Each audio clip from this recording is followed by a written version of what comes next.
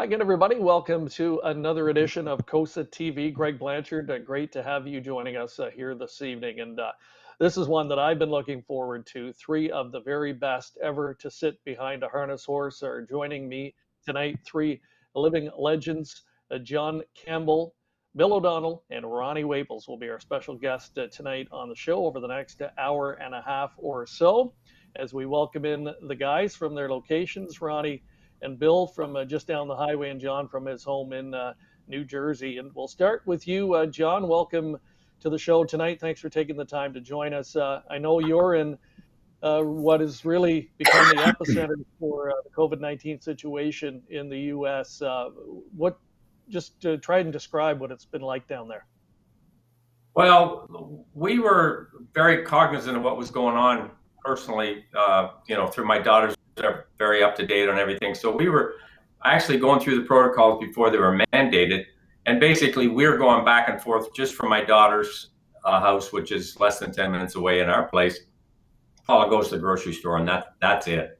I think Bergen County, that's the county that we live in, has more cases than 38 of the other states, just a total in our county. So it's not as bad as New York City per se, but we're just outside New York City, and it's definitely a concern. And you just hope people follow the protocols and the social distancing and do everything that they're asked to do. And certainly it's taken its toll on the harness racing community and in New Jersey more so than anywhere when it comes to that.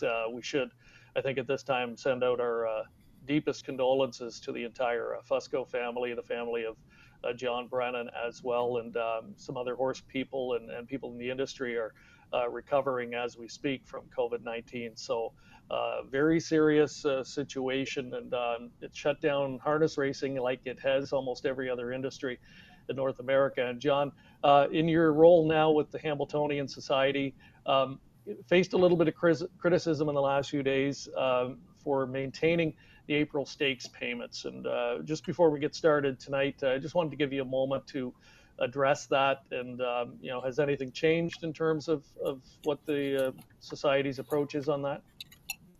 No, it hasn't changed as of right now, but, I've got discussions constantly with my board. We decided as a board March 22nd, based on the information we had then, to go ahead with April 15th payments as scheduled. Now, I want to make clear the only stake that we control is the Breeders' Crown. That's the only one. We do administer some other stakes that have payments due April 15th, and I reached out to the tracks involved with those, and their decision was to go with the April 15th as scheduled as well. So, but the only one we control is the Breeders' Crown, and it's a little bit different than some of the other stakes. And to me, there's options about delaying it or deferring it, and but you have to come up with a better option than doing the April 15th. And to me, deferring and delaying, I don't see that as a huge benefit. That's just my opinion. To me, it's either eliminate it or go ahead as scheduled. And I certainly understand and respect Woodbine's decision to eliminate it. However, the percent of money that's going to affect their stakes overall is much less than that April payment that we bring in for the Breeders' Crown. It has significant effect on our purse structure. But as I said, it's an ongoing situation of discussion. We've actually a couple of other ideas to kick around, and I'm going to do that tomorrow with some members of my board. So there is time if there's something comes up that's palatable for and actually eases some of the burden on people making these stake payments. Sure. Well, thank you, John. We appreciate you addressing that for us here off the top, and we'll certainly keep abreast of that. As you mentioned, things are changing by the day. Just read before we came on here tonight, Bill O'Donnell, that I think Cal Expo, the last harness track that was hanging on and still racing, I believe has postponed or paused their racing program for the time being. So incredible situation. For the folks in Ontario, Bill, can you give us an update as best you can as to what's happening there?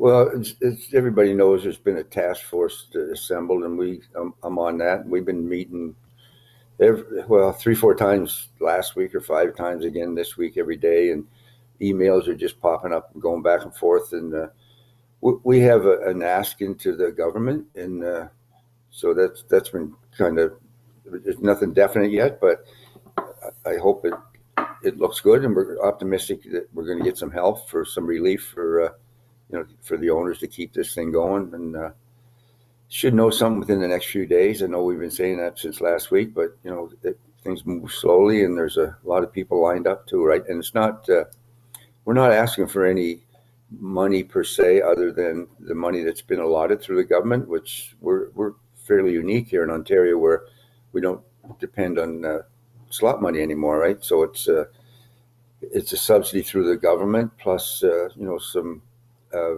the rent at the racetrack, the commissions, on the betting and stuff. So hopefully we'll hear something positive here within the next few days. Okay, well, thank you, Bill, and we'll keep everybody abreast of any developments there as well through the various platforms on social media. Hello to Ronnie Waples as well. Want to welcome you in tonight, Ronnie, and I'm going to ask you. I'm going to be a little easier on you in terms of trying to keep yourself busy. Now, you're an expert on Netflix. You have a lot of good recommendations for shows on there. What are you recommending for folks that are looking for something to watch?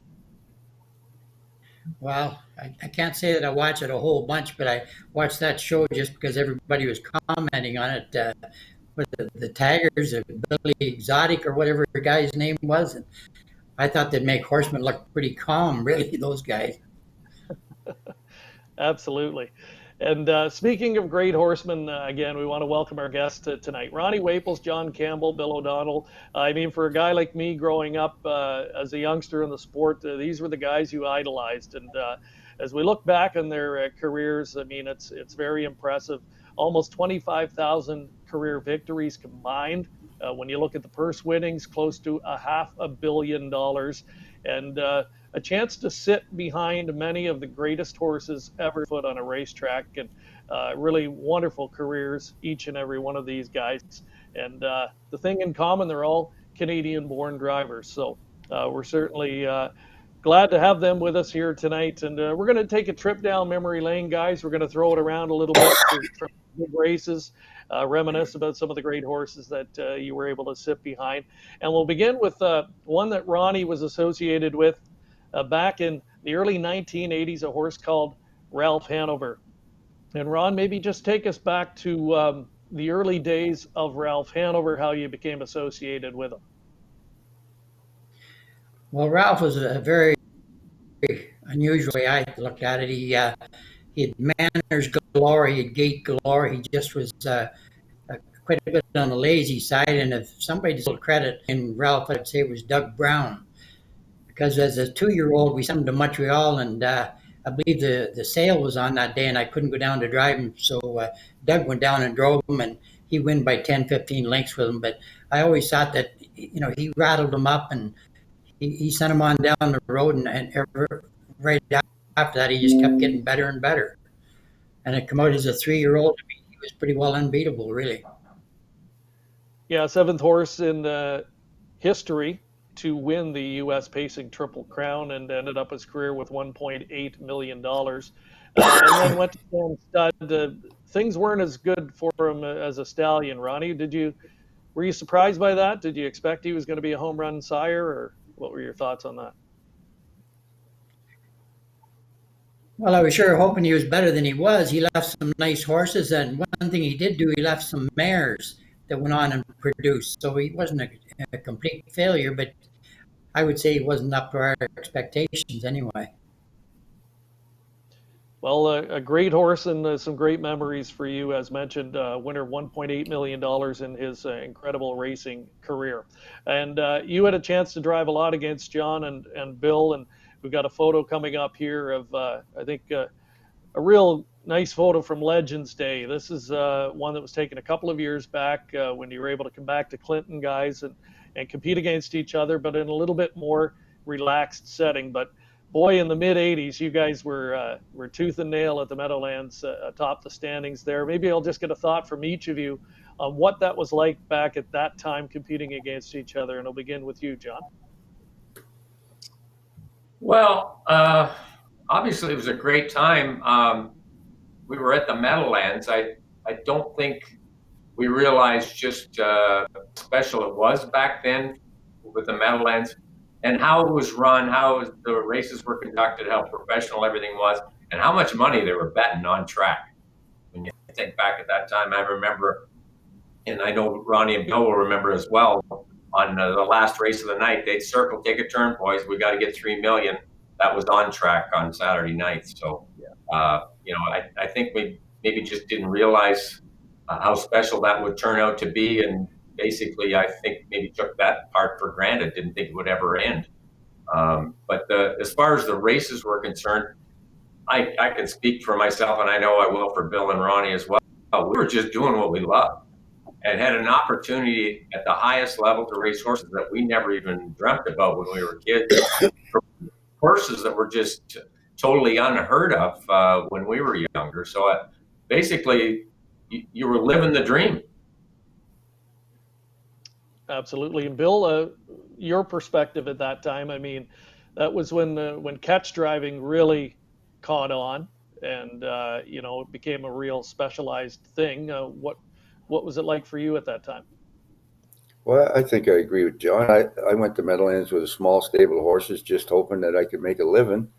And then it just got bigger and better and more business came my way. And like John said, we were just doing our job. You just went to work every night and just showed up and raced horses all evening. And I think when I really, the one time that to me that it really dawned on me how special it was or how special it wasn't going to be, one night I was going to work and I saw some smoke coming out of the grandstand. And I went, this can't be. Once you really caught fire, it was in the kitchen. It didn't spread very far, but some guy said, Campbell's got the ladder, you get the bucket. So that fire on as soon as we could, but that made that brought home to just how special it was. But the big crowds every night and, the great horses you got to race and people that you met that, you emulated your whole life and all of a sudden you were there racing with them. And Ronnie, you come from basically harness racing royalty in Canada, the Waples name, of course, synonymous. And, you had your turn atop, the circuit here in Canada at Greenwood, down south of the border at the Meadowlands. You were always a force on the Grand Circuit. What are your recollections from back in that glory period, early, mid 1980s? Well, I looked at things a little different when I went down there. I think I didn't know what to expect. I didn't know whether I'd be going home with my tail between my legs in 2 weeks or what. But when I went down there, John and Billy were winning them all. So I kind of had in my head, if I just follow them, I got to be third and maybe sneak by them every now and then. So that was kind of my perspective. But it was a great year and a great place to race and great people to race against. And I want to ask John and Bill, we're going to get your take. We're going to show a race of Ronnie's here in a moment, but your take on Ronnie. He was known, I think, from my recollection at that time, as a guy that really performed at his best when it was a big moment or a big race. And would you share that assessment? Start with you, John. Yeah, absolutely. But he drove bad horses too. He didn't get to drive good horses, because he wasn't successful before that. Ronnie drove bad horses extremely well, and I was younger than him, so I saw that firsthand when I started out in Greenwood, Mohawk, and Garden City. So basically, it wasn't a surprise to me to see him do well in big races, just because all that was more opportunity. And he had a knack, especially to getting them forwardly placed. And, many of those horses that he won big races with were long shots too. And he got them in a good position, left with them and didn't use them. And it worked out and they gave him a run finishing. So to me, that it wasn't shocking that happened at all. And on one occasion where I think that was front and center was the 1982 Little Brown Jug. And we're going to take a look back to that. That was the day where Western Hanover was the talk of harness racing at the time. He had come in on a big 3-race win streak, a 4-race win streak actually, but 3 major stakes victories coming in, including the Cleveland Classic, the Dancer Memorial, and the Messenger. But on this day, Ronnie, you took him to 3 heats with Fake Left, and Fake Left, it was 9-1 in the first heat, but it was a little bit different as the day wore on. Could you sense, or did you think coming into the day that he had it in him to knock off Western Hanover? No, not in my wildest dreams did I think that. I went to Delaware that year without even a drive in the jug, and then you end up winning it. So that just how special it was. I always tell everybody, Fake Left the first heat. He did what he wanted. The second heat, I did what I wanted. And the third heat, we compromised and got the job done. Absolutely. Real gritty win here in the third, and what ultimately was the final winning heat back in 1992. Here's the great Roger Houston with the race call. In the final heat, and Western Hanover's getting that trip as they race over to the turn, coming to the halfway point in 55 and 4, 28 and 4, the second quarter to the backside. Fake Left and Ron Waples in total command of this field. Racing up on the outside, Gamma Ray locked in at the rail. Western Hanover, Crouch moves up on the outside foot as they race down the backside, going to the three-quarter station. Fake Left and Ron Waples, Gamma Ray and Jeff out on the outside. Look at the hold that Bill Fay's got on Western Hanover, and he can't get out. Three quarters, 125 and 2, 29 and 3. And here comes Western Hanover. Will he be the first horse to win out of the 2-hole trip around the turn? Fake Left the leader. Western Hanover trying to be a Triple Crown winner on the outside. Crouch is third. 8th a mile to go. Toe-to-toe, nose-to-nose. Western Hanover, Fake Left on the inside, nose to the wire, and in the R! And it's a photo in 154 and 4. Regardless of the winner, we've got a world's record for 3 heats. So a real amazing effort, and that is part of the Little Brown Jug history. We've seen it over the years. One day a horse can step up and just be the best horse on that day, and that was the case. Ronnie, going into the final turn, you heard Roger Houston talking about at Western Hanover in the 2-hole, and I think as we all know, the 2-hole's not necessarily the best place to be in Delaware. Were you purposely trying to keep him caught in? Was that your hope going into the final quarter of the race? Well, I wanted to keep him there as long as I could, but I could tell he had all kinds of horse because I could hear him breathe my neck. So I don't hear Roger in the race, but I could hear the horse breathing down my neck. So the longer I keep him in there, the better I liked it. But he'd get out, but I able to hang on and get the job done. Maybe I'll ask Bill and John this. We'll start with Bill. The Little Brown Jug, one of those days in the sport that's just there's something extra special about it. What makes the jug so special? Well, I just think the whole atmosphere, the whole week, it's a great fair week if anybody's been there, not just Jug Day, but building up to it. Like I've been there from Sunday through Friday, actually, and it's just everybody's there. I mean, it's like a big communion there, right? I mean, everybody shows up, and you get the best of the best most of the time. It's a shame that all the better horses, all the best horses couldn't be eligible, but maybe someday. And it's like Bill Houghton said there one time, they said, what about the jug? He goes, it's a tough race to win. And it really is a tough race to win. Obvious with Western Hanover being so dominant all year. Absolutely. And John Campbell, we're going to take a look at maybe your most famous jug win back a few years ago now, and the winner that day was Life Sign.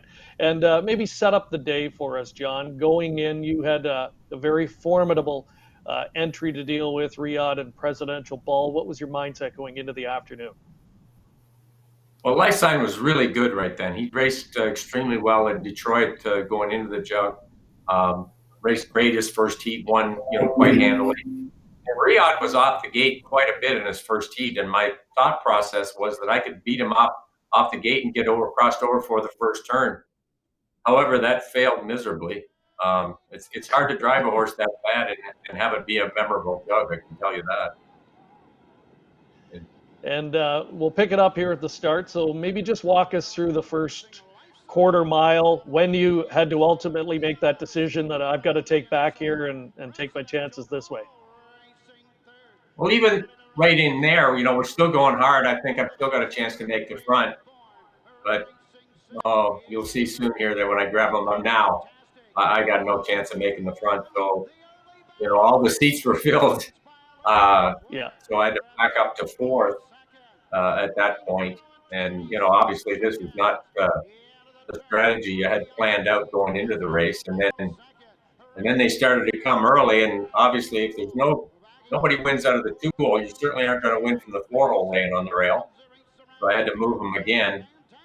And basically, right now, I'm thinking I want Presidential Ball to win. That way I get a chance in the 3rd heat, because I didn't think I could win the way the race was working out at that point.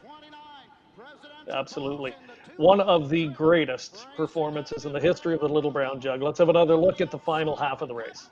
Fantastic is 5th, racing 6th, getting personal 7th at the rail. Native Born moving to the outside, down the backside, and Corvo Big to the 3/4. Riyadh leads them by a length.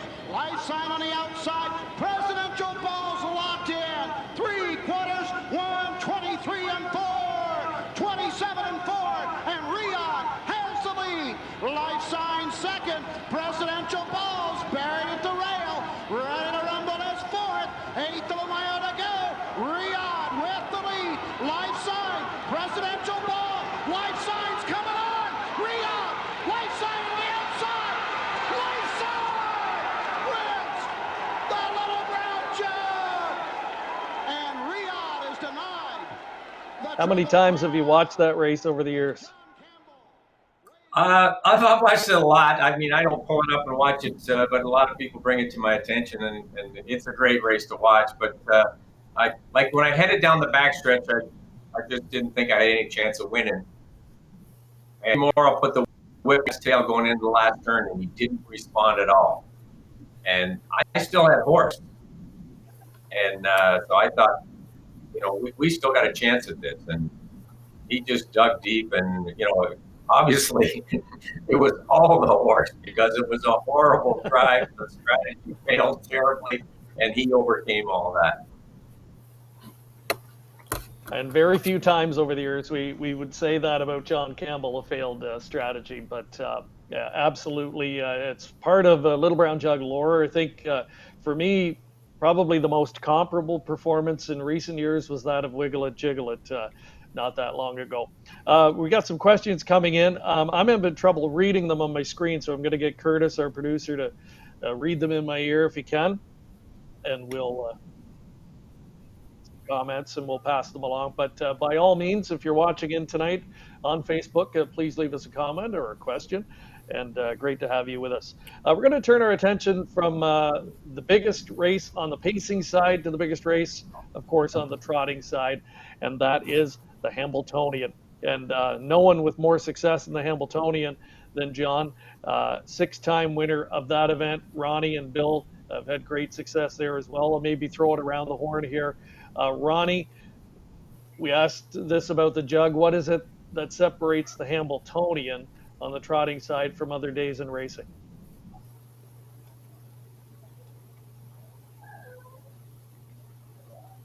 I think we lost him. Maybe we'll let Billy try and answer that one. Well, I think that, you know, Howden said that the jug was a tough race to win. I think the Hambletonian is even tougher. Big track horses that have gone to heat, or, you know, they've been going 2 heats at some point years ago. They used to kind of go to Vernon before that and get geared up for 2 heats. That's probably even tougher. I think, you know, half mile track, usually, like you said, the horse on the front, like Roger said, very seldom the horse in a 2-hole win. The horse on the front at the Meadowlands in a hot August afternoon after going to heat sometimes, very, very tough on them. Oh, it's a tough race to win. And speaking of that, one of the Hambletonians that I thought you were a sure winner turning for home was the day you sat in the 2-hole behind Continental Victory. on that afternoon. I thought for sure you were a winner. What were you thinking? And I mean, I think it was a testament to how great a filly she was to hold you off on that day. No question. I was by her at one point, and then she just dug in. She wouldn't give up, and she won this. I was really confident when I moved her off her back. My horse, he was going to trot right by. He was so good the first heat, but she was pretty gritty. Absolutely. On 6 Hamiltonian victories for Hugh, but I'm sure one of the most special came when you teamed up with brother Jim with Tagliabue. We're going to get a look at the photo of the celebration on that day. Tagliabue, when you look at his career, only 18 career starts, and it just seemed that he peaked on that day. What are your recollections of how he came into the race? Well, he actually came into the race in good shape. I raced in what was called the Dancer the week before, and he came from a long way back to be second and raced really well. I had told Jim, I said, I can't drive him in the Hamiltonian. I was committed to Donerail. Donerail was in the Junior of the Year, and I made a commitment to him through that. The way it turned out, Donerail was retired just because he was in bad form. And so I immediately got on the phone to Jim and I said, look, I can hold that horse in the Hamiltonian. So it was kind of a destiny thing the way everything turned out. And obviously a great day for Jim and I and my family. I think more for my father than else. I think Red Harrison summed it up best after the race. Down in the shower and came in there and congratulated me, and I said, good day for Jim. He just looked at me and said, yeah, good day for Jim. Great day for Jack, though. Yeah. And I think that the whole day rather well. We can see the emotion on your face here, and I think what's amazing too is you don't look a whole lot different than you did back then. Things are different, I can tell you. Well, let's take a look back at the replay from that day. We'll pick it up in the final of the Hamiltonian on this afternoon. And as far as the trip unfolded, I mean, they don't really come a whole lot easier than this. There really were a few anxious moments for you. No, he was actually, as you alluded to, it only had a few starts. He was very green, so he wasn't super quick out of the gate. He'd actually made a break at the head of the stretch in the first elimination, and I have no idea why, but he landed back trotting. And I have no idea why he came back trotting, but I had to be a little careful with him at the gate. And I was actually reluctant to move him back to the front, but just the way the race unfolded, I didn't have any choice. Because as you can see, I was going to be locked in if I stayed where I was at. And, he was good enough that day to be able to do it, even though that wasn't his best race. Let's throw it to then track announcer John Bolthy with the call of the 95 Hamiltonian. After that, it's Uma, followed by Climbing Bud. Opening quarter, 28 seconds. Also on a break was King Pine. So a couple of breakers as they move down the backstretch. And it's Tagliabue. And Campbell puts them on the lead by 2. With Giant Hit in second, another length and a half to Deliberate Speed in third. The outside, it's Superstar Ranger. A rough first over trip, fourth for Mosaic. With Abundance in fifth. That's Uma, live cover 6. The outside, Climbing Bud. And Malvin Burrows about 8 lengths off the lead with Earthquake in 8th. The half in 56 and 1. Lively Clip and Tagliabue cruising along here by 2.5. Giant Hit in pursuit second. Another 2.5 pack to Deliberate Speed in third. Mosaic. And it's Uma on the outside as Mosaic fades out of it. Manzi in gear with Uma 3/4 in 1:24 and 4. 3/16 to go, and they're on their way home in the Cadillac Hamiltonian. And it's Tagliabue and Campbell. They've opened up 4 lengths. Giant Hit is second. Another 2 back to Abundance and 2.5 to Earthquake. Here's a superstar, John Campbell. He's done it again, winning his 4th Cadillac Hamiltonian with Tagliabue in 1:54 and 4. The race that John wanted to win for his brother Jim. He ties a record, his 4th Cadillac Hamiltonian with Tagliabue. What a story here. John Campbell. The old fist pump at the wire there, John. You could definitely see the emotion. And for Tagliabue, though, it didn't race a whole lot after that. What ultimately happened with him?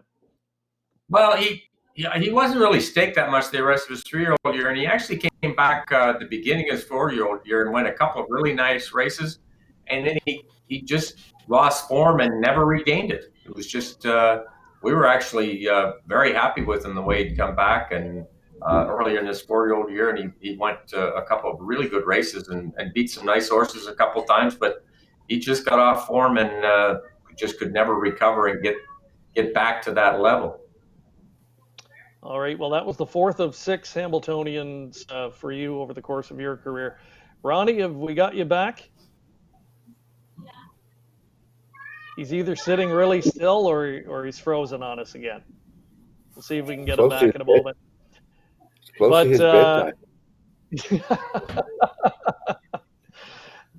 bedtime. Now, Bill, in that year's Hambletonian, some misfortune. You had a break at the start there, but that wasn't the case back in 1985. And you talk about dream days for a driver. This had to be one for you. Practice that day in the Hambletonian, a very similar scenario. He had high expectations coming into the day, and safe to say he was right at the top of his game that afternoon. Oh yeah, he was good all year, except when he got sick and lost his form for a month or so, and then he came back. And John won the Breeders' Crown with him his last start of his life. Too bad the year wasn't a little longer because he'd had a break and he was really getting sharp again. But this day here was like Hervé always said, this was a seatbelt ride. Just don't fall off. So he did all over. He was quite a bit the best of that group, right? So. And as far as strategy here, it's just let the guys settle and don't make any mistakes. Right, exactly, yeah. And Benny was on the front, and Benny sometimes kind of liked the front, so I just kind of waited till the smoke settled, till a friendlier guy get up there, maybe that might want to sit in the two, because Benny was very confident that he could beat him, Benny's horse, right? But so. It's the 95 Hambletonian we're looking at now, and here's the call with Tom Durkin. Practice third, now second. Practice racing after the lead now. And Flackbait is back in third position. Pig Bar is fourth. Torway remains in fifth position. Ron B. Hanover gets underway on the outside. He's followed by Somoli Star. Then toward the rail, it's Workaholic. Master Willie is still racing in ninth position. Nearly perfect is the trailer. The half-mile time, a quick one. 56 4/5 seconds. And Practice is in charge with 3/8 of a mile to go in the second heat of the Hambo. Here comes Ron B. Hanover now, surging second on the outside. And Mark 6 is now back in third. Somoli Star is off the rail, and he's racing in fourth position. On the inside, Flackbait races in fifth. 3/4 in 1:25 2. And the field turns for home. It's Practice on the rail with the lead by a length and a half. Ron B. Hanover is trying to stay with them, but Practice is turning it on. Practice pouring it on inside the final eighth. Bill O'Donnell goes to the whip. Practice leads by 2.5 lengths. Ron B. Hanover takes to the inside. Flackbait is third. Pig Bar is fourth. Coming to the finish. Practice is drifting out, but he's going to win it. Practice is going to win the 1985 Hambletonian, and he has done it in record time. 1:54 3. 54 3, relatively easy win, Bill, but there we see him drifting out at the wire, drifting out wide, and that was something he did, if I recall, he did that quite a bit, didn't he? He did early, like he got over that from Lexington on, like he kind of stopped that, but yeah, I don't know if it was greenness or soundness or what, but he kind of got over that towards the end, but yeah, he was. That's why I was kind of worried about Mr. Nordine getting up beside him. You know, I didn't want to interfere with him, so I was trying to chase him on to keep a little distance between me and the next horse if he did get drifting out bad into somebody. And you gave him a couple of taps coming to the wire there, and that's one thing too, when you look back at races from that time versus now, and especially in Ontario where we have the different whipping rule in place, does it look kind of odd when you watch it now? Yeah, and I think he probably would have won anyway, probably if I hadn't hit him, but yeah, I guess it's more for the crowd. Obviously now, I mean, these horses are going much faster than they did then. They're going faster now, even since the two whipping rules that came in place in Ontario. I think there's a lot happier horses. I can tell you that for sure. But you don't see them having their ears on the neck so much, getting hit with a whip. One thing I remember about Ronnie was driving. I'd see him on a cold night where everybody else had gloves on, and I don't think you wore gloves, did you, Ron? I think he's Frozen sleeping, up on- Craig. yeah. Come on, Bill, leave him alone. Relentless. Well, let's have another look at another big race on that same Hamiltonian card that day. And the Great Annihilator took an assault on the world record, and it was an open pace, I believe, that day. It was a $50,000 open pace, and Bill, was a world record. Was that really the target that day with him? Yeah, that was what we were aiming for, and he wasn't quite as good then. I mean, you can make excuses for him, but it's hard to make excuses for a horse that went in 49 in those days. But he took a spell there too. After the Melon's pace, he wasn't quite as good as he was. His feet were hurting him, and he got sounded up. But he won a good race, really good race. It was the pace was fast, and I had to use him hard along the backside. And he raced as good as a horse could race that day for sure. And you had a good one on your back, turning for home in Falcon Sealster. Were there any concerns that he might be able to sneak by you in the stretch? Yeah, absolutely. Especially when he came out, he brushed for a little bit quickly. I thought he was going to get right to him, and then he just my horse either dug in or Falcon flattened out, one of the two. But he got right in back in behind me here. And okay, the fastest mile in the history of harness racing at the time in a race. And here again is Tom Durkin with the description. Falcon Sealster is second. The others are far behind. It's almost 10 lengths back to Stonebridge Skipper Racing in third. Less than 3/8 of a mile to go. Annihilator looking for the world record. Falcon Sealster in close pursuit. 7 lengths now back to the rest. The 3/4 mark, 1:21 and 2/5 seconds. The field turns for home. Annihilator with long and powerful strides. And Bill O'Donnell urging him on. They're after the world record. Falcon Sealster is racing in second. They're coming to the final 16th. It's only Annihilator against the clock. Falcon Sealster in pursuit. They're coming to the finish. O'Donnell going to work. Here's Annihilator. Here's the final time. 1:49 and 3. This is the fastest race mile in history. 49 and 3. And Billy, it looked like you almost dropped the whip that day too. I remember that. They had a close-up shot of you. Did you actually drop it or almost? Well, it was a race after Hamiltonian. I gave him my whip away. The old whip was kind of a little flimsy, and that was a new one. They were a little stiff, and I just swished him over the back, and it hit the shaft, and I maybe didn't have enough hold of it, but that just goes to show you I didn't have it. He still was going to win anyway, right? So anyway, lucky enough, it just dropped in my lap that I was able to fetch it before it got too much further to the ground. So I think Ron's back there. Annihilator. The Great Annihilator. 35 wins from 38 career starts, $3.2 million, richest earner at that time. One of only a handful of horses to ever beat him, though. Ronnie was Armbro Dallas. You beat him in the Pilgrim Pace at Garden State Park. Tell us, how did you engineer that upset victory that night?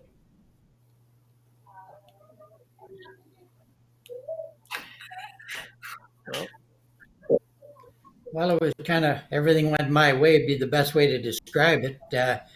I think I got away about fourth or fifth, and Bill went to the front with Niam and talk down there. So anyway, I got out and I let somebody out in front of me because I said if Annihilator clears and I'm out there by myself, I remember Dallas, he was not a very big rugged horse. He was kind of a small horse, but go real fast for a piece. So I needed cover, so I got somebody out and I followed them and come around the last turn. I'd be fourth if I have some luck. Up the stretch, I said, be second here. Get down near the wire. I said, hell, I'm going to win. So it really worked out good for me. And Armbro Dallas, great little horse in his own right, $1.4 million in his amazing career. Ronnie, we're going to take a look at your, I guess, most famous Hamiltonian moment as well, the dead heat. There are a few moments in harness racing history that are seared in people's memory banks, and this is one of them. The year you dead heated Park Avenue Joe and Probe, driven by Bill Fay. You said that Bill Fay wasn't too happy with you when you upset him in the Little Brown Jug, and on this day you shared the victory. Just your recollections of the afternoon and how it all led to the race-off.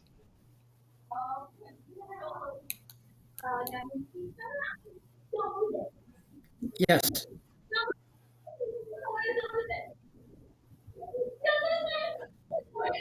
Okay, I don't think he caught that, but let's have a look back at this race-off. Tom Durkin with the call of the final portions of the stretch drive. There's Probe outside, Park Avenue Joe inside, and unable to separate them. A 26-3 final quarter in the race-off of that day. Ronnie, if you can hear me now, I just wanted again to get your recollections of the day and how it led up to that race-off ultimately.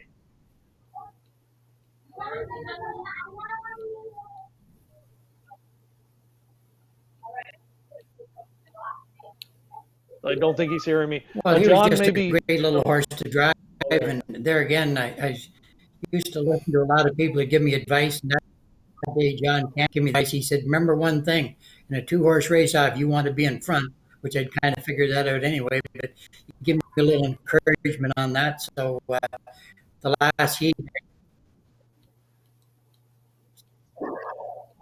And if you can hear me, Ronnie, what's it feel like now when you reflect back and you are, I mean, truly part of one of the most historic moments in the history of this game?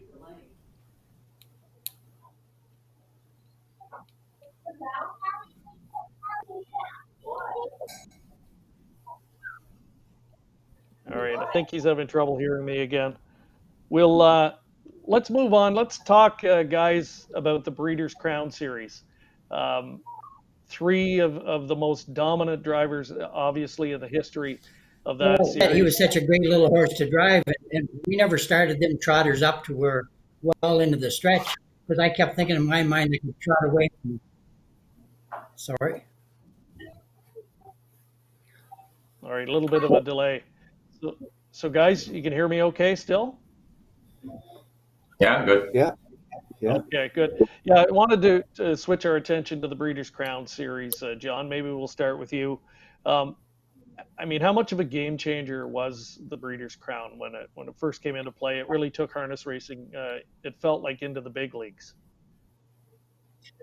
Yeah, it did. It was certainly known, and I really had no idea what to expect. But other than as a driver, I knew it was a tremendous opportunity late in the year that we never had before, because when you were driving stakes, basically everything shut down after Lexington.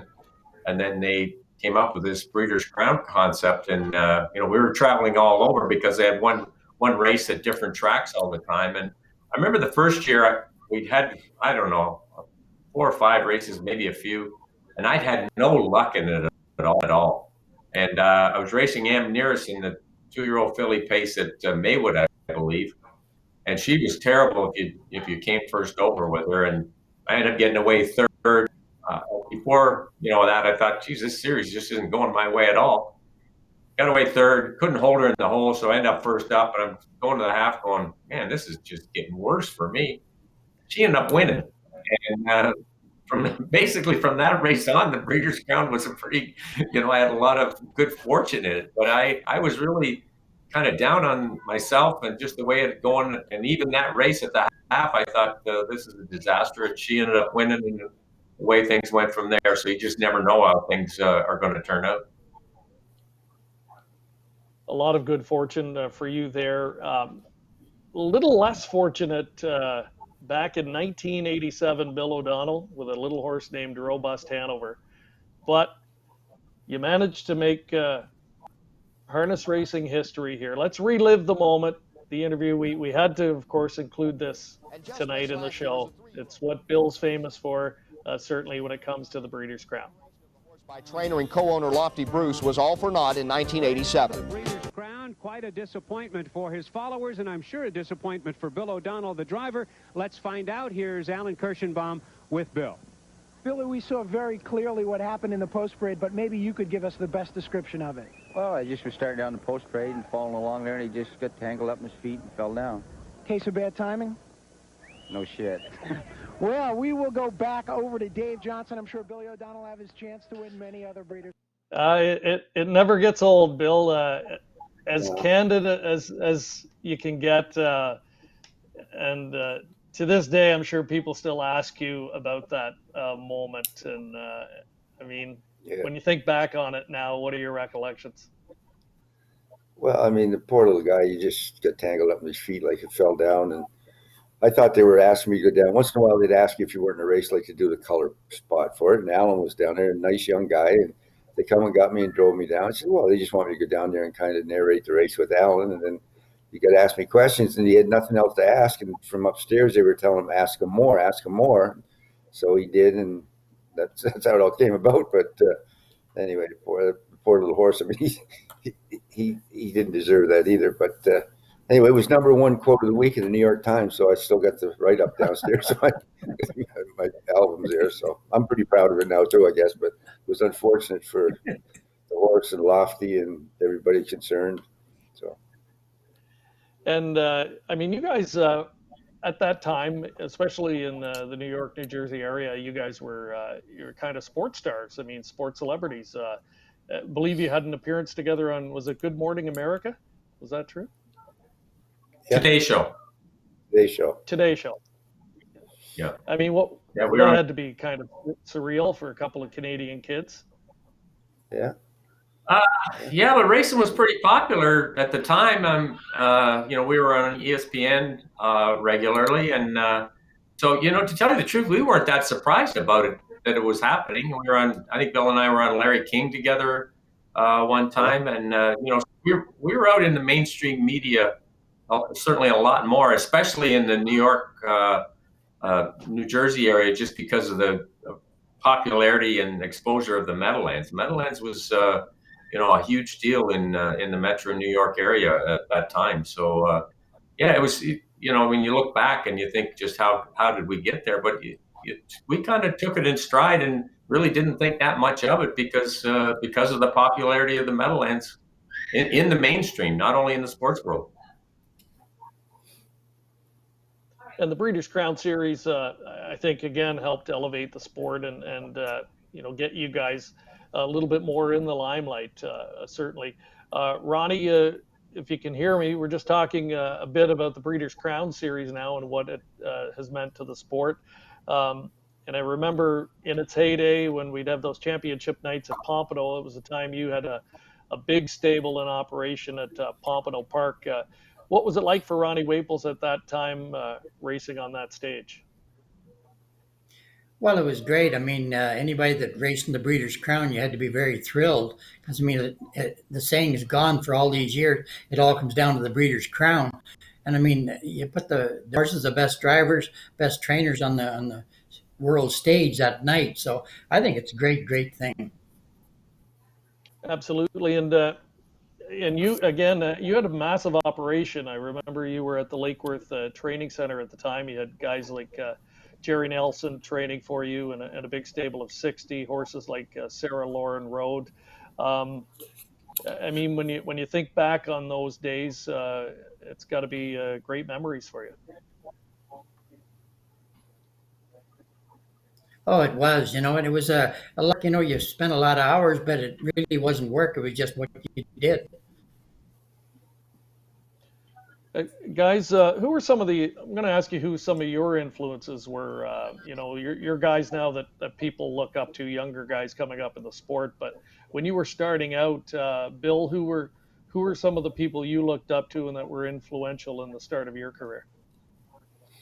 Well, my dad, first of all, we had horses, and he trained horses and drove horses till he could make a living at it, in the Maritimes. But he always did it part-time or second job. But my uncle mostly, I worked for my uncles every summer from the time I was maybe 14 until I left home. And he was a great influence. He was a great horseman, my uncle, good driver, great teacher. would let me work all I wanted. He never stopped me from working.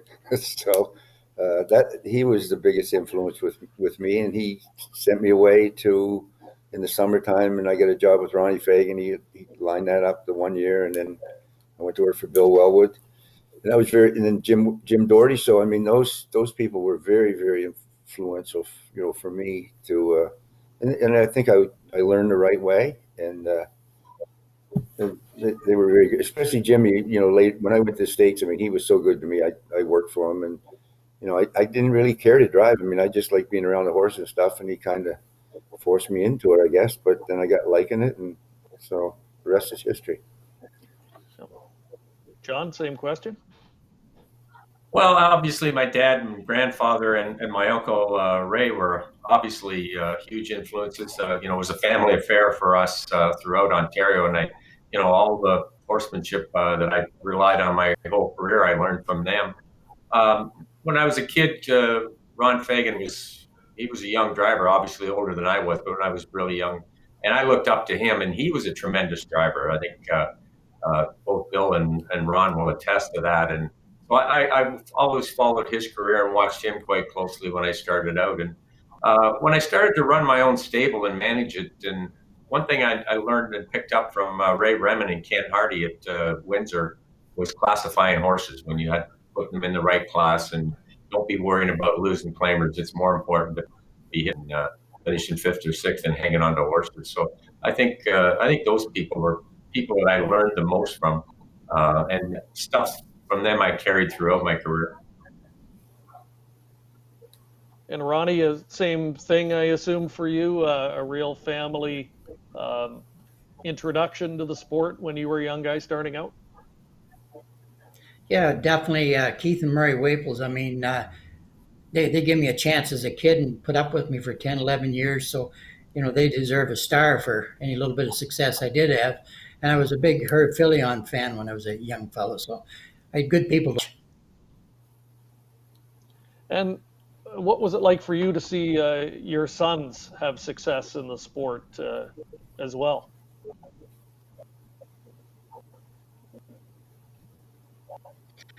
Oh, it was great. I mean, Johnny Jr., he never wanted to drive, although he could drive as good as anybody, I thought, but he never wanted to drive like Randy and I did. He was a great trainer and had some nice horses, no sex please, no count. He had some real nice horses, really good. And then when he took off driving, he was the first guy to win 10 race and fame. So you couldn't get any more happy than that.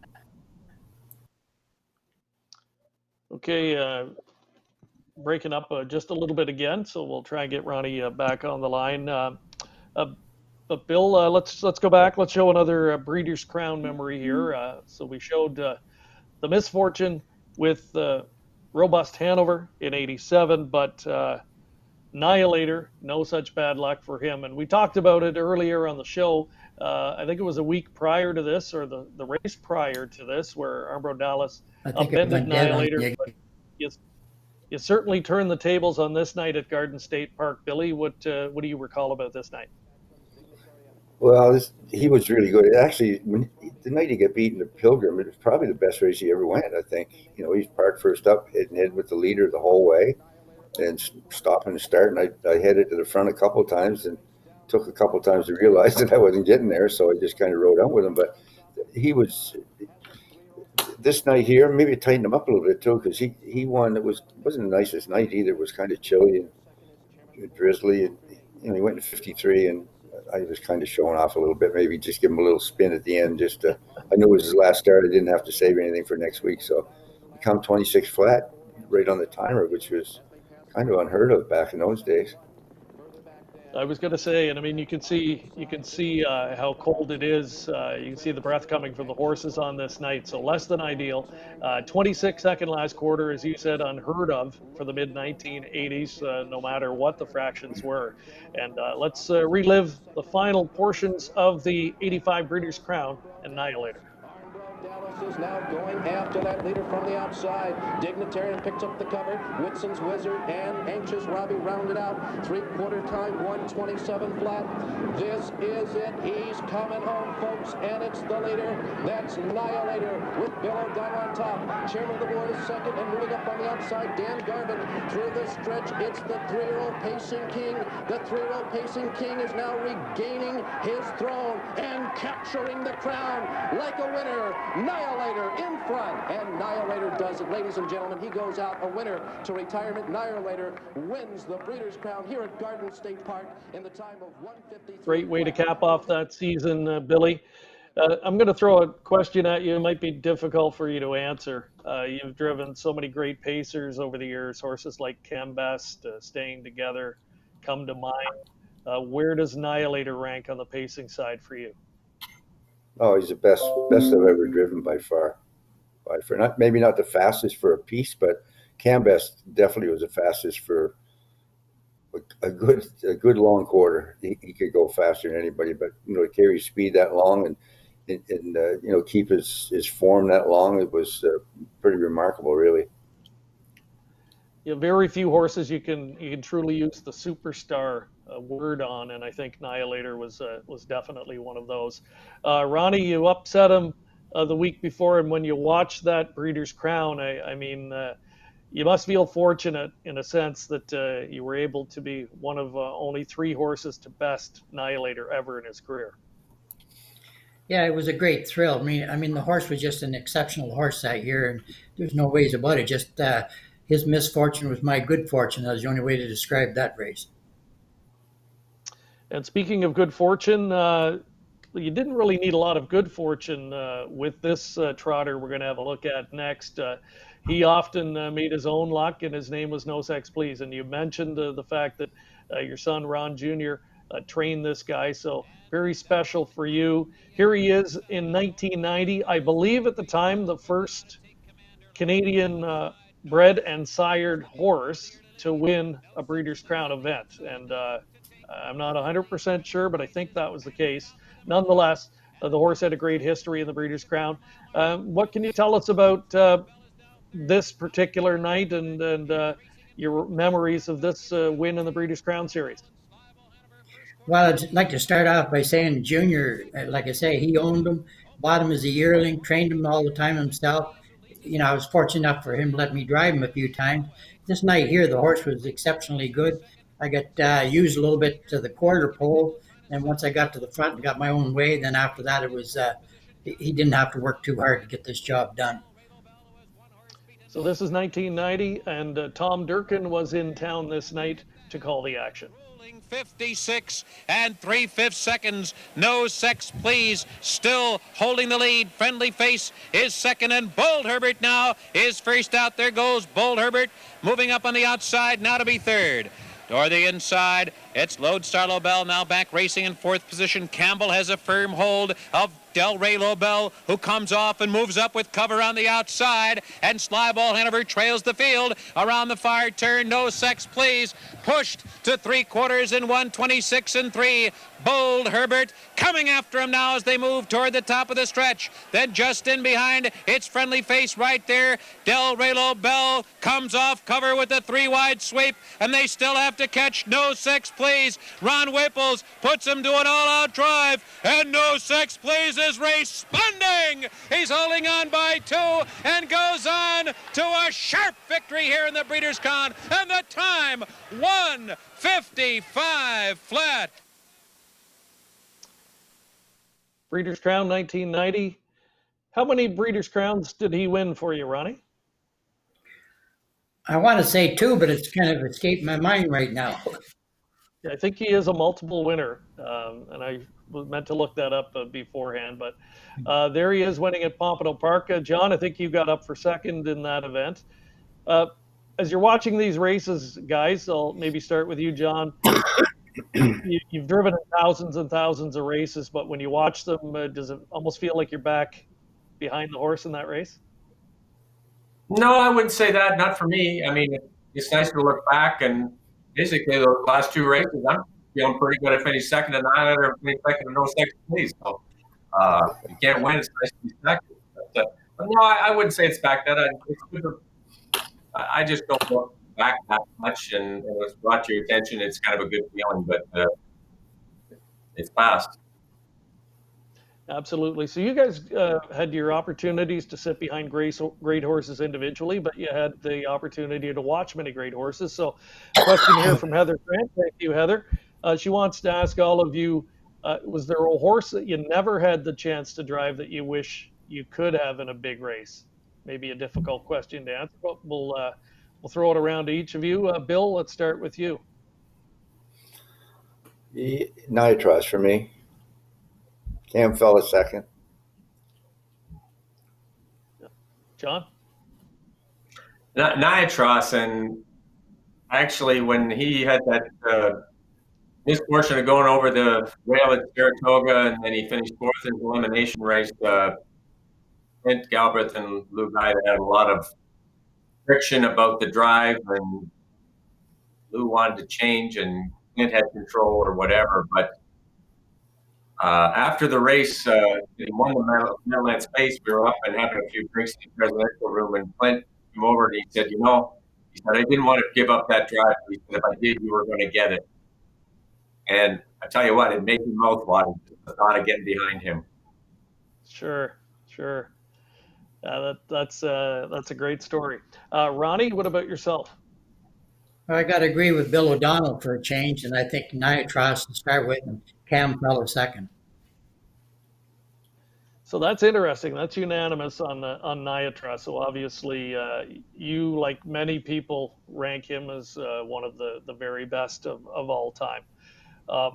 In terms of all-time performances, there were few that surpass this next race we're going to see for me. And I remember asking John one night years later about this, and John knew exactly what I was talking about. It's Arts Place's victory in the 2-year-old Colt Pace of the Breeders' Crown. And John, I think for people that they're watching the video, you can't really tell people what the weather and the wind conditions were like that night to set it up a little bit. The wind was between 30 and 40 mile an hour gusts. You couldn't even imagine how strong the wind was. And obviously some of the time, but you're going in a circle, so they're going into it the rest of the time. And for him to do what he did, that mile 51 on a calm night would be unbelievable. But for the wind, it's just one of the greatest performances of all time. And a lot of people won't recognize that because they don't know the weather conditions. Yeah, I mean, I was fortunate to be there. It was the winter that I had spent in Florida, and I mean, it still sends chills up my back when I watch it now. Walk us through your strategy, though, John. You had a clear intent to go to the front and not let anyone by, no matter what the fractions. Yeah, that was the strategy. There's no question about that. Gene Rigo trained Art Blyson. Some trainers you talk about strategy and some you don't. I always kind of did pick Gene's brain a little bit before we went out, and it would be brief, just because he was a top driver in his day and had a lot of respect for him. But I really didn't pick his brain. I just walked over and got the lines, and I said to Gene, I said, there's only one way to do this. He just went, yep. And away we went. And I mean, coming into the race on paper, Die Laughing and Arts Place were very close. I mean, Die Laughing and Arts Place, people expected a real close matchup here, and ultimately it was a one-horse show. Well, yeah, and to me it was a 2-horse race. I thought they stood out over the rest of the field, and my main strategy was to put him in a bad spot and at all costs. I had a lot of Arts Place. He had huge lungs. He could carry his speed a long way. And I just didn't think anybody else in the field was going to beat him unless it was Die Laughing. And my main mission was to put him in a bad spot. So he goes a world record half for a 2-year-old, 3/4 123. You're into a headwind. You hit the wheel disc at the top of the stretch. Could you even believe he took off like he did? I was surprised after the fractions that he was that strong. That's for sure. I never expected anything like that. I will say at the half, I thought he was a winner. but I never thought he was going to dominate and draw away in 51 at a piece like that.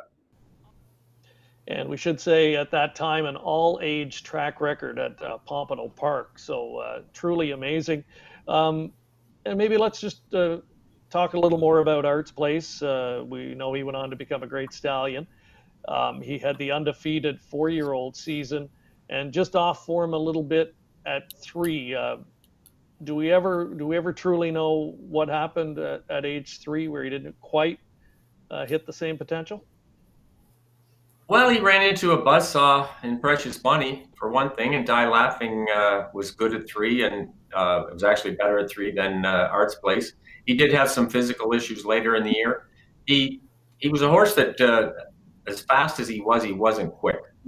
And so he got beat out of the gate a little bit different times, and that compromised him.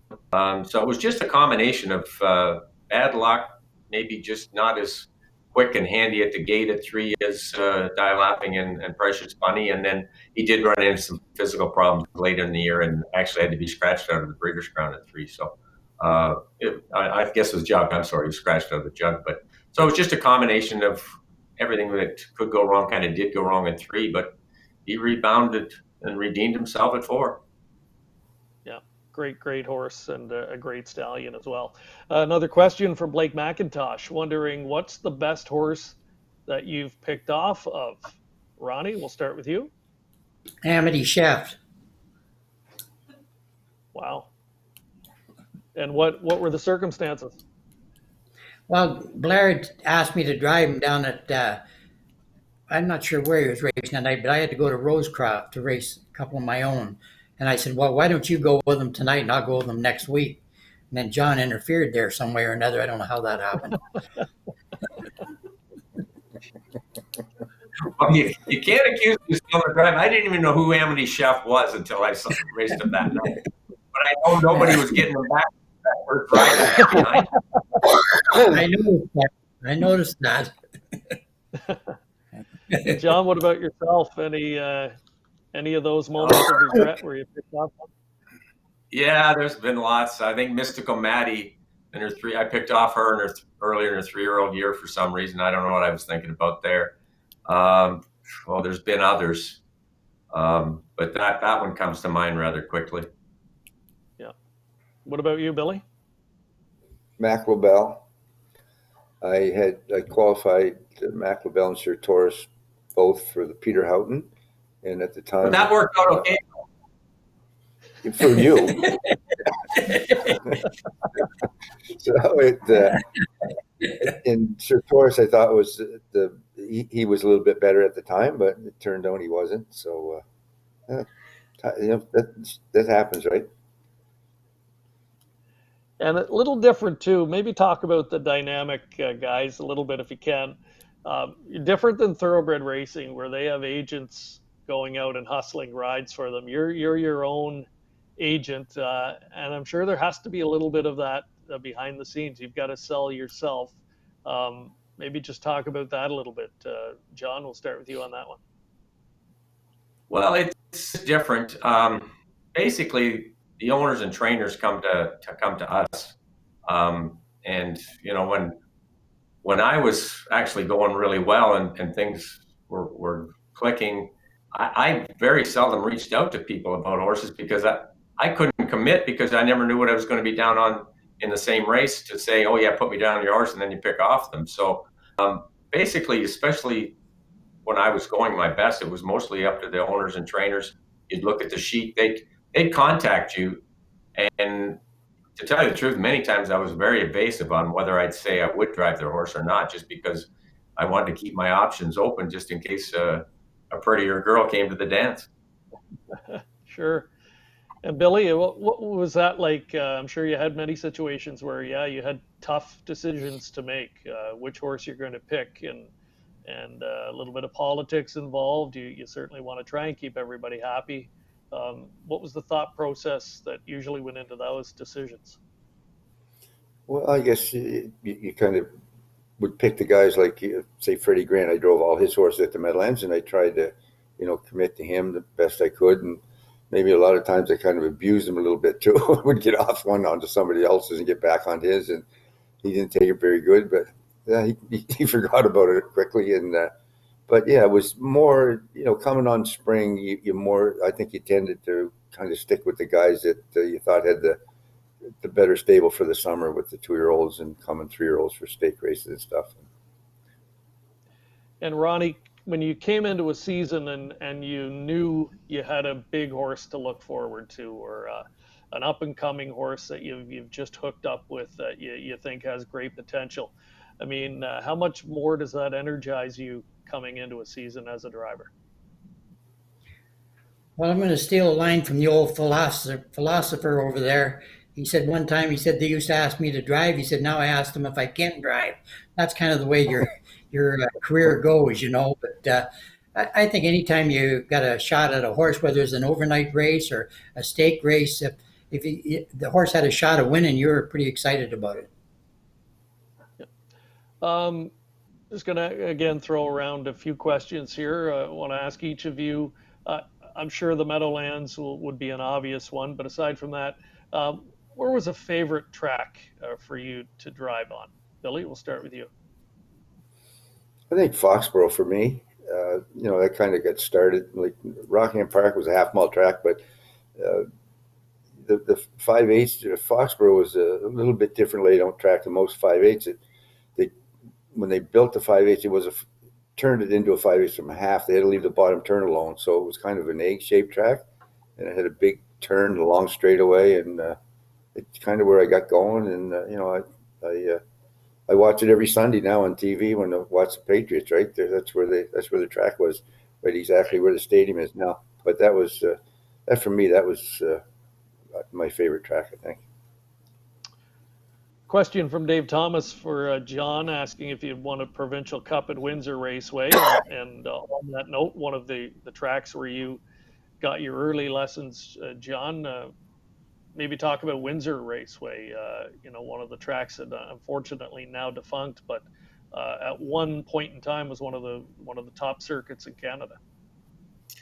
Yeah, it definitely was. And, for me, when I was just starting out, I started out at, London first, and then Dresden, Goderich, whatever, and finally was able to move to Windsor. To me, that was a thrill, just with the stable of drivers and trainers that were there. You had Greg Wright, Shelley Goodrow, Bill Gale, Ray Remen, Ken Hardy, Jerry Bookmeyer.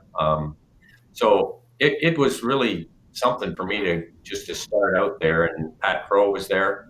He was always stable right next to us. So it was something. It was a great learning experience because you could pick up a lot just sitting in that paddock and watching guys, how they drove horses, how they ran their stables. I never could win that provincial cup. I tried really hard there for a long time, but could never get it done. It would have been a lot of fun just because I had great fun every time I went back for the race, just because I had so many friends there. But it would have been a pretty good party if I'd have been able to win it, but just never happened. And many of the big players at Windsor ended up being big players at the Meadowlands, the new Meadowlands. How did that all come about? I mean, it obviously speaks volumes to the type of people that were competing at Windsor at the time. Yeah, it did. And based in Detroit, I'd gone to Detroit for in 1976 for the first time with I think only 6 horses. And when the Meadowlands opened up in August of 1976, Ray Remen and Greg Wright went down there, and they did really well. They raced for an entire year before they came back, and then the thoroughbreds went in the fall of 1977. And I happened to run into Joe DeFrank at the Little Brown Jug that year and asked him about what are the chances of getting some stalls and giving it a try. And he encouraged me to do it. He said, apply for some stalls. I'll give you what I can, and give it a try. So I had right around 25 horses at Windsor, and I gathered up my best 14. 6 of those were 10,000 claimers, and I went to the Meadowlands in 1978. And the fact that Ray and Greg had done so well was a big factor in me trying it because, I was competing against them at Detroit and Windsor before that. And my thought process was that Windsor was running through till the 1st of April, then we were going to go to Hazel Park. And I thought, let me try the Meadowlands January, February, and March. And if it doesn't work out, I'll come back to Hazel Park. And the only thing I've lost is 3 months at Windsor, and I never went back. Rest is history. Ronnie Waples, what about you? Is there a track that holds a special place in your heart? Oh, definitely Greenwood Raceway. That's where I got really rolling at my best, I suppose. And used to get a kick out of it. You had to walk from the racetrack up to the paddock, the old thoroughbred paddock at that time. And along the fence there was kind of a long walk. And at that time I was driving a lot of false favorites. They were betting them just because I was driving them. I had this lady used to walk up alongside me. Maybe you get beat the first 2 or 3, they're all false favorite. She's cussing me out, piece of crap and no driving, all this going on and on. And I just look over and I say, stick with me, baby. I'll bail you out. Just stick with me. And about the 5th or 6th race, you might get lucky and win 2 or 3. Now she wants to adopt you. So it was quite an experience at Greenwood. For sure. I remember the first time I had ever been to the Meadowlands, and Bill won a race. It wasn't a huge crowd, I don't think, for that time at the Meadowlands, but Bill won a race. A gentleman, I'll use the term loosely, ran down to the fence and took a strip off of Bill and cursed him and swore if he tried to jump over the fence at him. And Bill just looked at him and laughed. I couldn't overhear what he said to him, but this guy just hit another switch and how mad he was. So I don't know what you said, Bill, but you definitely got under the guy's skin, and I'm sure you became a pro at dealing with those types of tough, hardened customers over the years. Yeah, there was a guy that used to be on the fence here at the Meadowlands, and he was really tough on me. He was the guy, John, to remember me. He had a doll of Ray Remond, used to stick needles in it, right? I mean, he was really brutal, this guy. And I got in a wreck one time in the first turn. I'm laying on the track, and he jumps over the fence, and here he comes. I go, oh, God, now he's going to kill me for sure. Now this guy. Then the EMT people came for the ambulance, and he goes, no, careful now. Don't hurt him. Don't hurt him. So I said, do you just want to kill me yourself? He goes, yeah, exactly. He was the first one there. But they didn't take it. They forgot about it. They just put it away after the end of the night, I think. Sure. It's great stuff. We had a question for Blake McIntosh. I wanted to know who do you think the best driver is right now? And I know that's not an easy question to answer, but we'll let you take a shot at it. Ronnie, who do you think? Well, it's a very difficult question. God, there's so many young guys nowadays that are coming out. I like watching the young guys when they get started, and you pick out somebody you think's going to go somewhere, and you want to cheer them on, But it'd be very difficult to pick out a driver at the Jockey Club, who's the best one there, who's the best one at Meadowlands, who's the best one at Pocono, because it's just different situations. So I think it'd be very difficult to pick a best one. John, who do you like right now? Well, from Blake's standpoint, if he's naming drivers, I know who he uses on his horses. You can't go wrong. I mean, there's 8 to 10 guys that are very, very difficult to separate. Obviously, Timmy, Yannick, Dexter, Andrew McCarthy.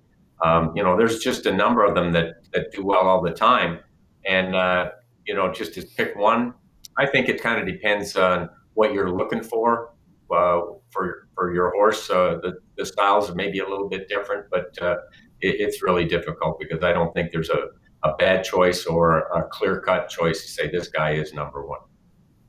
And I will say that I've always been a believer in, like, the top guys from any era would be able to make the adjustment and excel and do well at if they moved on. Like the top guys from the 50s, 60s, and 70s would be able to compete if they were moved into this era. But the depth of drivers from 1 through 30 in North America right now, there's never been anything like that. I mean, when even in the 80s, if you went from 25 to 30 rated drivers in North America, they would be nowhere near as good as what the 25 to 30 are right now. It's really been narrowed, that gap, and it's really a deep driver pool throughout the country. And you touched on driver style. I'll throw this one at Billy. How has the style of driving changed in, say, the last 30 years from your perspective? Well, it's kind of go to the front and improve your position in a lot of situations now. Horses just go further. I know the horses that I first started driving, you couldn't do that with them. They just had one run, and you just had to be careful where you used it, or they weren't Meadowlands type horses. And when you got to the Meadowlands, they were better for sure than those. But horses are just better, faster, and bigger. They take longer strides. So the athlete itself, as a horse, is really improved. So you drive them accordingly. We're going to take Bill's right another there. look. I'm sorry. Sorry, go ahead. Bill's right. Yeah, Greg. I mean, the reason the styles have changed, the horses have changed. Drivers only do what works. And, the horses have changed dramatically. And I know Bill and Ronnie, they're older than me by quite a bit. But when you started out, if you went a quarter and 30 and a piece, especially at London, or even 31 seconds, you better stand up in the stirrup and walk them that middle half, or they would just walk. And that's not the case anymore. The horses have changed so much. Yeah, good point. Speaking of incredible time for the era, we're going back to 1993 with this next replay. And another significant moment for Bill O'Donnell. It was the time trial of Cam Best. And time trial, something we just don't see anymore. What were the circumstances surrounding this effort back in 1993, and why Springfield? Well, I think the idea was to try to break Matt Scooter's world record at the time was 48-2 or 3 or something, and so Springfield was I think the best place to go, and the people that owned that horse, they had owned a lot of horses, and they time trial lots of them there, and they felt that was the best place to go, so they ended up taking them out there to go. So the only thing I did was ask Freddie to bring the cheetah. That's the only part that I had of it, really, and riding behind him. But I thought that was a better race bike than what we were using at the time. And what kind of approach do you take to a time trial? I mean, it's so different than an actual race where you're just trying to beat the clock.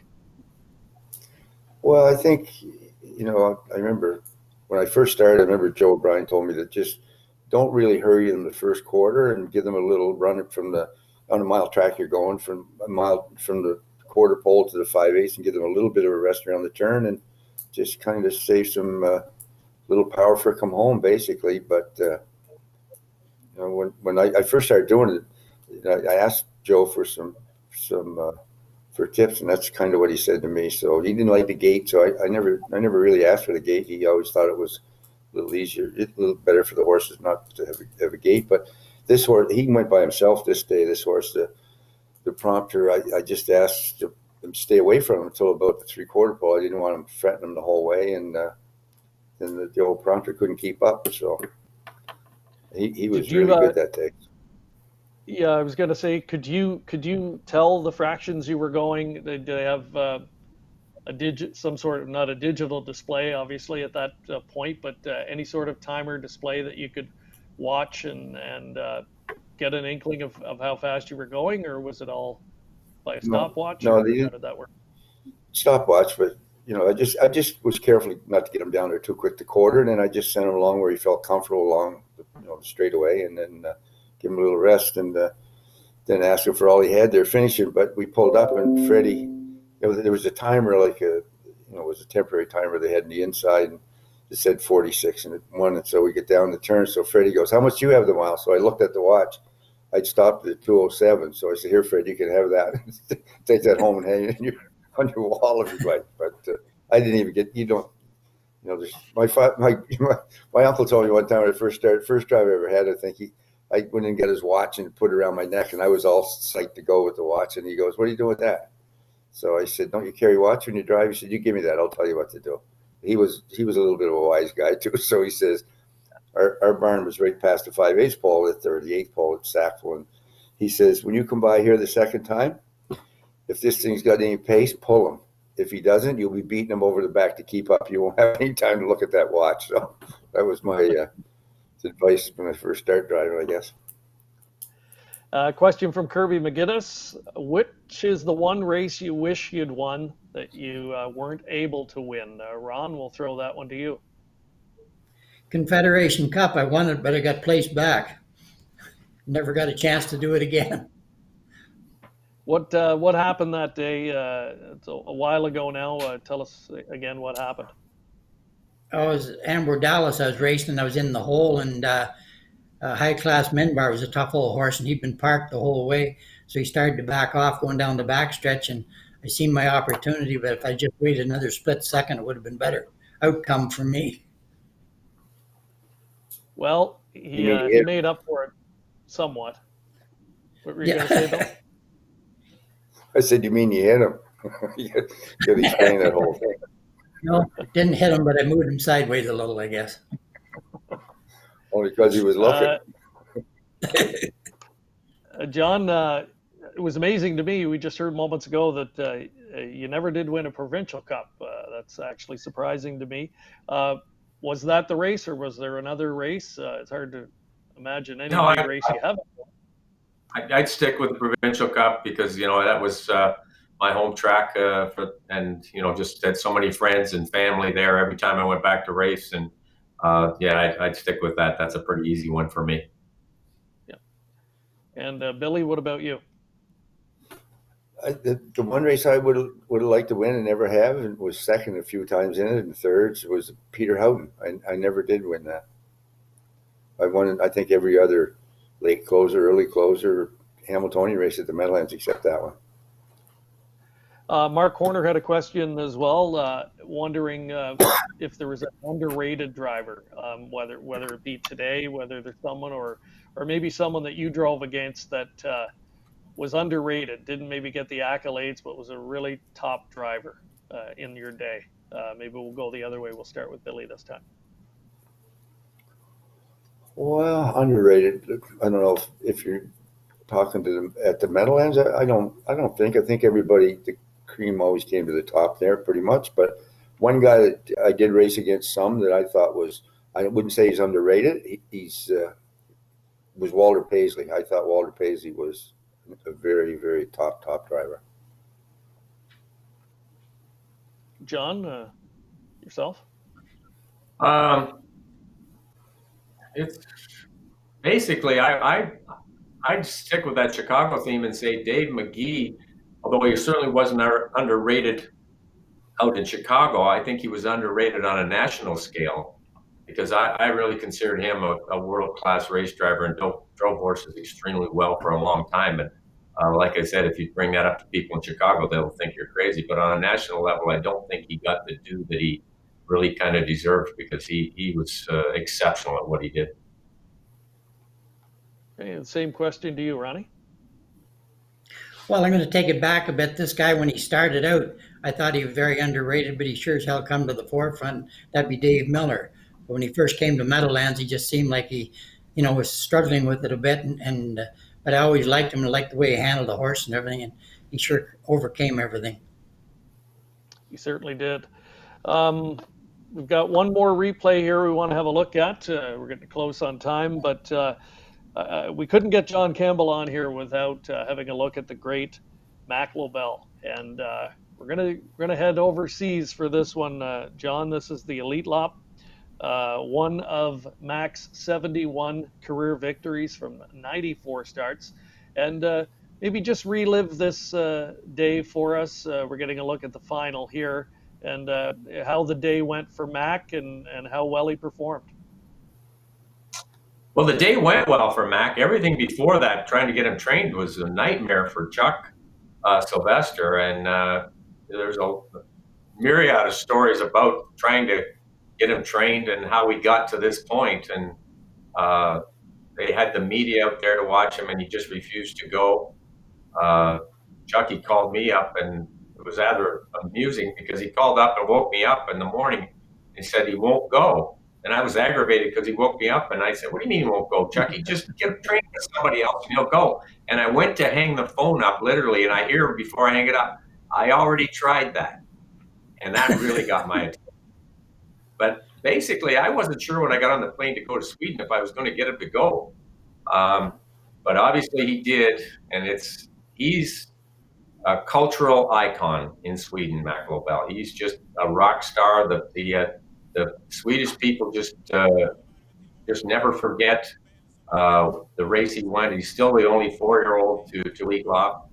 And it was just one of the most special days in racing that I've been a part of. And just to be along for the ride, from Mac's standpoint, being the rock star he is, I get a lot of accolades in Sweden just because I was along for that ride with him. But he was just a horse ahead of his time. There's just no other way to, the way he traveled, his gait.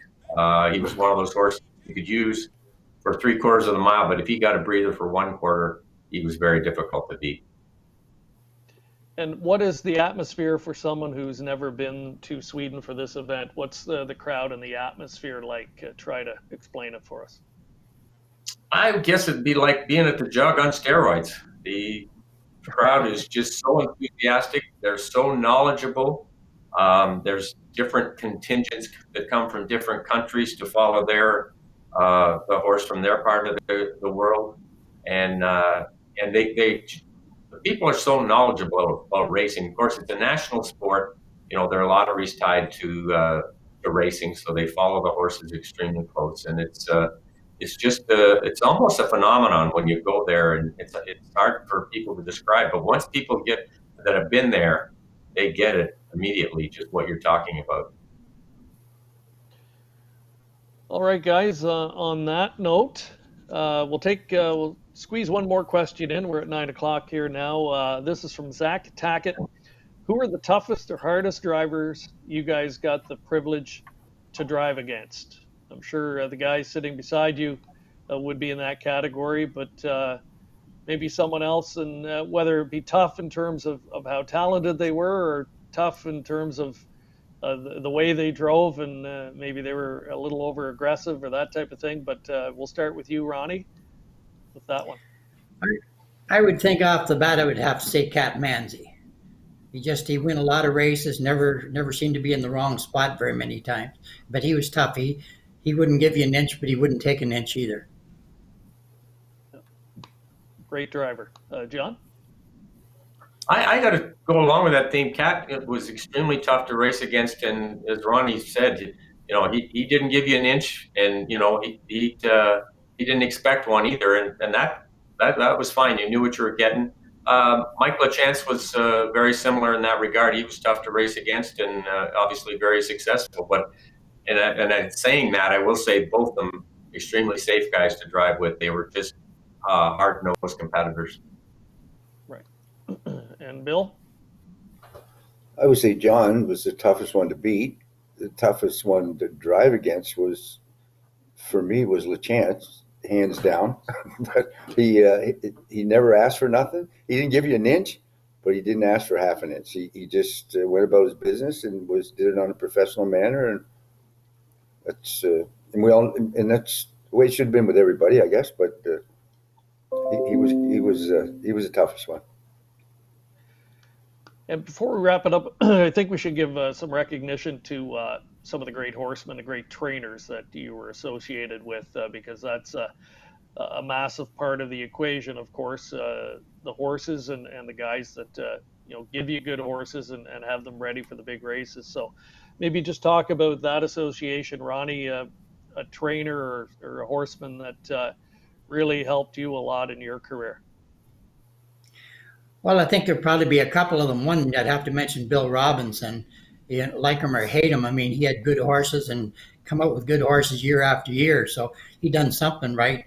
Another guy that done me a lot of good, to go back quite a few years for this, was a partner of mine. Lloyd Smith was his name. And I drove a lot of horses for him. And I could tell you a lot of stories about him that were funny. But he helped me lots. John, you mentioned Chuck Sylvester a moment ago. I'm sure he's right up there for you. Any other trainers that you can point to? Yeah, when I first got started with the catch driving at the Meadowlands, it was racehorse stables, and John Burns was down there at that time, and Dave Elliott, and they both had exceptionally good, and they used me on most of their horses, and I got a really good leg up and got rolling, and that kind of rolled into the Joe Holloway, David Rovine partnership that was formed after that. And, so I got a really good, solid base there at the Meadowlands for a long time with overnights. And then once I moved over into the Grand Circuit, obviously Chuck Sylvester, Ken Sieber, my brother Jim, Bob McIntosh was a huge supporter of mine throughout my career. So I was very fortunate in that regard. And Bill will give you the last word. Well, with me, it goes back to Foxborough. Rodney Grady, actually a guy from Maine, had a real good horse, Cheviot. And I had a good free-for-all horse too, and he was laid up, and he let me drive him. As a matter of fact, John raced him for us one time at the Meadowlands. And he was one. Lofty Bruce was another. Jim Doherty, Jim was sick and brought me to Meadowlands the first year, and then Lofty the next year, and then he fired me the first time, but many times along with me because he fired me. But that was the first time he fired me. And I quit a few times too. But anyway, Lofty was Lofty. Very good horseman, and had great horses, and always had them ready to race. They always come ready to race if you race them his way. So you didn't know if they could race another way because you had to race them his way. Well, that's fantastic, guys. We're going to wrap this up. It's been a real pleasure the last hour and a half to join three absolute legends, Ronnie Waples, John Campbell, and Bill O'Donnell. We thank you guys for taking the time to join us. There's, again, a look at the career statistics. They are staggering, and all gentlemen still quite heavily involved in the sport now in different capacities. But again, thanks for taking the time to join us, guys. Stay safe under the circumstances, and we hope we can do this again sometime soon. Thank you. Thank Greg. you. Thanks, You do the same. Thanks. Good seeing And you we guys. will see you next time on COSA TV. We'll have another broadcast coming up in the next few days, so stay tuned for the details of that, and enjoy the rest of your night.